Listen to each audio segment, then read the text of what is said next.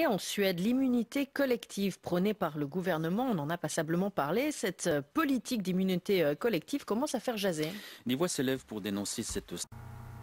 On va là des blabla journalistiques. Vous avez entendu des voix s'élèvent. Quelle voix du gland? Quelle voix? La tienne, celle de bébé Cadom, aux petits bras tout noueux. C'est qui? Quelle voix il s'agit? Stratégie anti-confinement, elle consiste à laisser le coronavirus contaminer 50 à 70% de la population pour permettre aux Suédois de s'immuniser naturellement via des contacts entre eux. Difficile aujourd'hui pourtant de cautionner cette politique, estime Julien Rioux, il est épidémiologiste à l'université de Berne. La première raison, c'est que c'est pas vraiment éthique de faire ça. Alors voilà le gamin qui a encore du lait derrière les oreilles, qui nous parle d'éthique. C'est le seul mec qu'ils ont trouvé pour parler du sujet. Ça prouve bien qu'ils sont en dessous de tout, hein, les journalistes.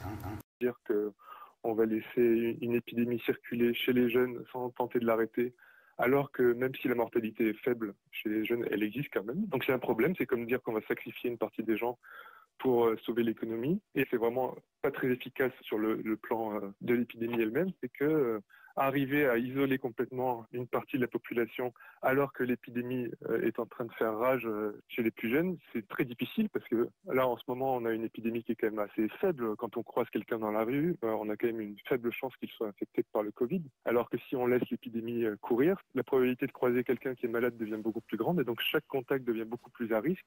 Et donc, c'est encore plus difficile d'arriver à isoler une partie de la population. Julien Rioux avec Cédric Guigon.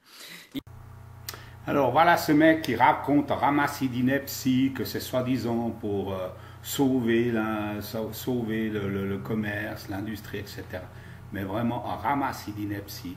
Vous savez, quand j'entends ça, ça me fait penser à Didier Raoult de ce qu'il dit, qui est un épidémiologiste de portée internationale et de portée mondiale, une vraie star, comme le disent les gens autour de lui. Ben, ce mec-là, c'est comme s'il jouait en 5e ligue chez nous, et puis il donnerait des leçons à Lionel Messi ou à Ronaldo. Voilà, c'est la même chose.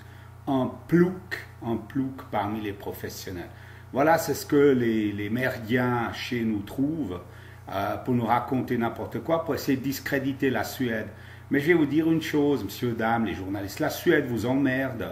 Ce qui vous emmerde justement, c'est qu'ils n'enferment pas les gens, donc ils montrent un contre-exemple extrêmement dérangeant pour votre propagande de merde à vous, et c'est uniquement pour ça que vous critiquez. Pourquoi vous ne donnez pas la parole au gouvernement suédois, à des spécialistes suédois? Pourquoi? C'est comme ça que ça fonctionne. Ça, c'est de la propagande. Hein. Quand je vous appelle les dignes enfants de Goebbels, ben, c'est que vous êtes des dignes enfants de Goebbels. Vous faites de la désinformation et du lavage de cerveau. Voilà ce que vous faites.